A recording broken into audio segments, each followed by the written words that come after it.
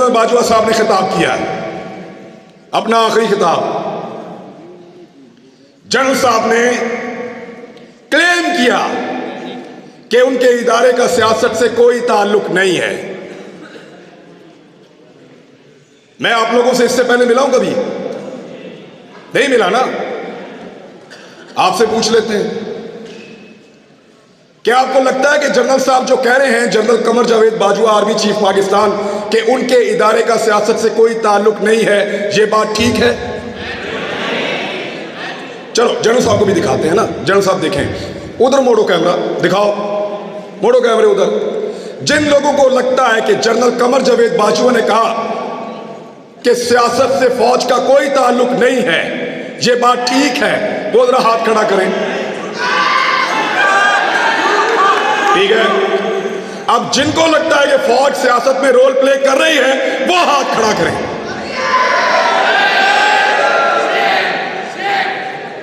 लो general साहब, ये रह गया एतबार आपका। निकलो बाहर, पूछो लोग किसकी इज्जत करते हैं। पता करो, मारने वालों की इज्जत कर रहे हैं या मरने वालों की। पूछो जिन्होंने जमीन तंग की, जिन्होंने मारा, बाहर लोग उनकी इज्जत कर रहे हैं। निकल के देखो पूरी दुनिया के अंदर, जाओ जाओ, निकलो पूरी दुनिया में, तुम्हें तुम्हारी औकात पता चले।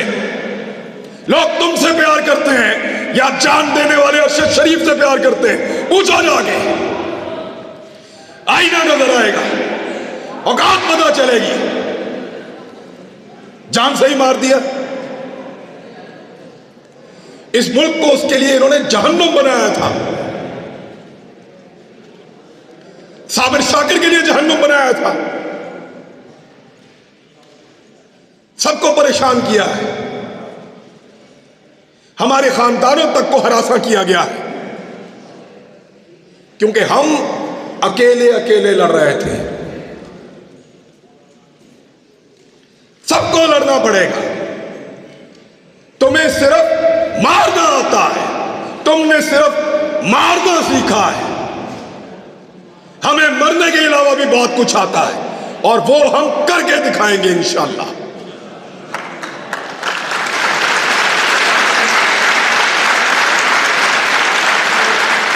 ये नहीं हो सकता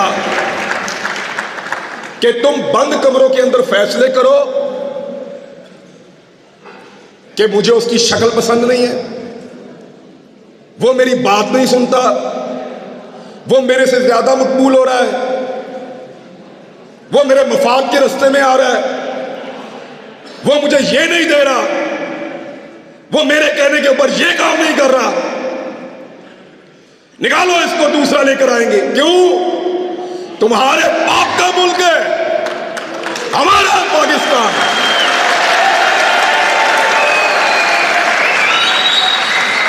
हम फैसला करेंगे, हम करेंगे, हम आप करेंगे। किसी को बंद कमरे के अंदर फैसला नहीं करने देंगे। सबका मुल्क है, सब मुल्क में वतन है, सब इस मुल्क के वफादार हैं। ये जब मुझे इन्होंने गिरफ्तार किया, ये मुझे लेकर घसीटते थे, कभी एक थाने में, कभी दूसरे थाने में, कभी तीसरे थाने में। इनको लगता था ये मुझे टॉर्चर कर रहे हैं। खुदा की कसम मुझे पुलिस वालों ने कहा, हर पुलिस वाले ने कहा कि इमरान भाई हम शर्मिंदा हैं।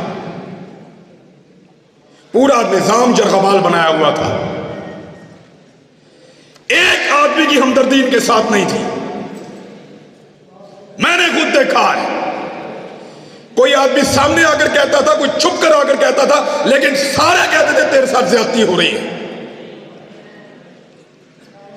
लेकिन जिस दिन सब मिलकर कहेंगे, आदम सवाती ने अकेले बुजुर्ग आदमी ने तमीज सिखा दी ना। आज देखा आपने, पहले उसको रात के अंधेरे में गिरफ्तार किया, रात को आए चोरों की तरह, डाकुओं की तरह, उसकी फैमिली के सामने उसको मारा, टॉर्चर किया, जलील किया, ले जाकर कपड़े उतारे, और उसको रुसवा किया। थोड़े दिन पहले की बात है, 1.5 महीना हुआ मेरे ख्याल में। आज आजम सवाती फिर गिरफ्तार हुआ है, लेकिन कैसे हुआ?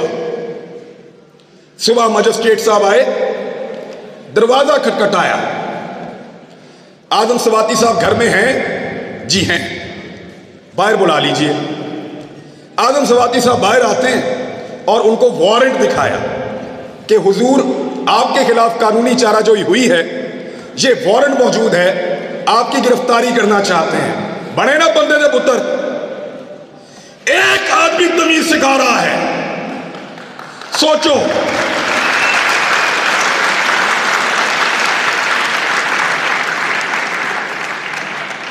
सोचो, एक 74 साल का आदमी तमीज सिखा रहा है। उसकी पॉलिटिकल पार्टी को भूल जाएं आप। हो सकता है वो नून लीग से होता, हो सकता है वो जमात इस्लामी से होता, हो सकता है वो पीपल्स पार्टी से होता, कहीं से भी, लेकिन तमीज सिखा दी है उसने। अब रात को नहीं आएंगे, कपड़े नहीं उतारेंगे, वो जुल्म नहीं करेंगे। तो इसलिए डट जाना जरूरी है। जितने लोग आज तक तारीख में डट गए, क्या उन सबको यकीन था कि वो जीत जाएंगे? नहीं, बिल्कुल नहीं। अंधे को भी नजर आता था कि ये जंग जीते जाने के काबिल नहीं है।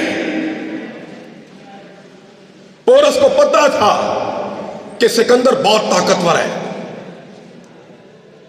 सबसे बड़ी मिसाल देता हूं, क्या इमाम हुसैन रजी अल्लाह तआला अन्हु को और उनके साथियों को नहीं पता था? यकतरफा लड़ाई थी। जरूरी नहीं है कि आपने सारी लड़ाइयां जीतनी हो, कुछ लड़ाइयां आपको सिर्फ लड़नी होती हैं, उनमें उतरना पड़ता है।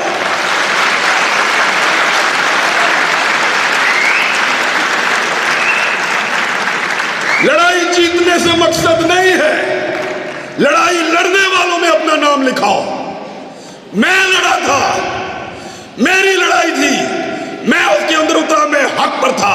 मैं जीता या हारा मेरा अल्लाह जानता है, वो फैसला करने वाला है। लड़ाई कौन जीता? इमाम हुसैन जीते या यजीद जीता? सबका इत्तेफाक है इस बात पे। तो फिर लड़ाई लड़ना सीखो, लेकिन इज्तिमाई फायदे के लिए। सर को नीचे फेंक देना, मसलहत के तहत चुप हो जाना, इसको हमारे यहां पे लोग अक्लमंदी कहते हैं। अक्लमंदी नहीं है, बुज़दिली है। मैं भी बुज़दिल था जब तक मुझे नहीं पता था। जब समझ आई तो मैं लड़ाई में आ गया। मुझे नहीं पता कल क्या होगा, इसका अंजाम क्या होगा। ये जो रिजीम चेंज ऑपरेशन हुआ पाकिस्तान में, सारे के सारे इसके बेनिफिशियरी हैं। जिन्होंने किया उनके केस खत्म हो गए। जिसके खिलाफ हुआ, जब मर्जी इलेक्शन कराओ जीत जाएगा। यानी इमरान खान को भी फायदा, शहबाज शरीफ को भी फायदा, जो करने वाले उनका भी फायदा। सब कुछ ना कुछ लेकर गए। नुकसान किसका हुआ? हमारा हुआ है। हमारा एक आदमी कम हो गया है। अगर दोबारा लड़ाई होगी तो हम अपने एक बेहतरीन आदमी के साथ मैदान में नहीं आ सकेंगे।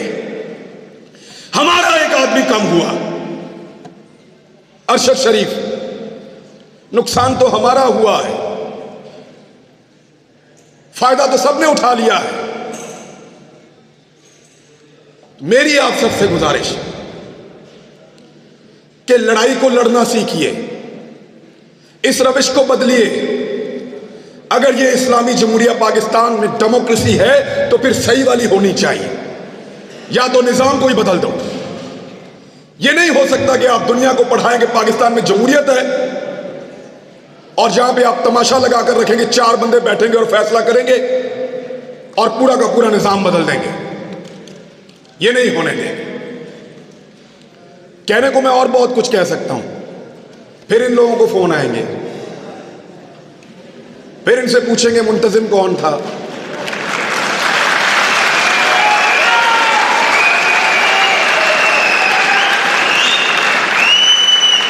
प्रोग्राम किसने करवाया, नौजवान कहां से आए थे, कोई कलदम तंजीम के बंदे तो नहीं थे। यानी फिर इस तरह के सवालात होंगे और हुए हैं। हम अपने दोस्तों और रिश्तेदारों से मिलने नहीं जा रहे, जिधर से हम होकर आते हैं वहां ये पीछे पहुंच जाते हैं। जी आपसे क्या ताल्लुक है, आप कैसे जानते हैं। तो इन हालात का हमने सामना किया और यकीन करें कुछ भी नहीं होता। थोड़ा सा मार सकते हैं, थोड़ा सा नंगा कर सकते हैं या जान ले सकते हैं, कुछ भी नहीं होता। मैंने अरशद शरीफ का जनाजा देखा है, इन हाथों से उसकी मैयत लेकर आया था मैं।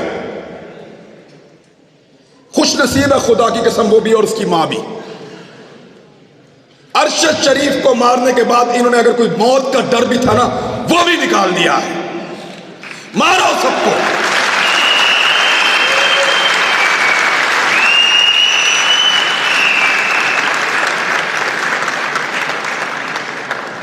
क्योंकि जब आपको इस बात का यकीन हो कि आप तारीख की दुरुस्त सिमत पे खड़े हैं, जब आपको यकीन हो कि आप जुल्म के खिलाफ खड़े हैं, तो फिर इससे कोई फर्क नहीं पड़ता कि आपके साथ क्या हो रहा है। मैं ये पहली दफा गिरफ्तार नहीं हुआ। एक छोटी सी चीज आपको बताता हूं, मैं पहले भी गिरफ्तार हुआ हूं मैं, लेकिन पहले मेरा दिल ही नहीं लगता था। एक लम्हे के लिए भी मेरा दिल करता था मैं अभी बाहर आ जाऊं, और इस मर्तबा मुझे परवाह भी नहीं थी ये जो मर्जी करें। जब आप किसी कॉज के साथ खड़े होते हैं, जब आपको लगता है कि आप जुल्म और जबर के खिलाफ खड़े हैं, तो फिर अल्लाह ताला भी आपको हौसला देता है, आपको इस्तकामत देता है और आपको सब्र देता है। मैंने सीखा इन दिनों में ये सारा कुछ।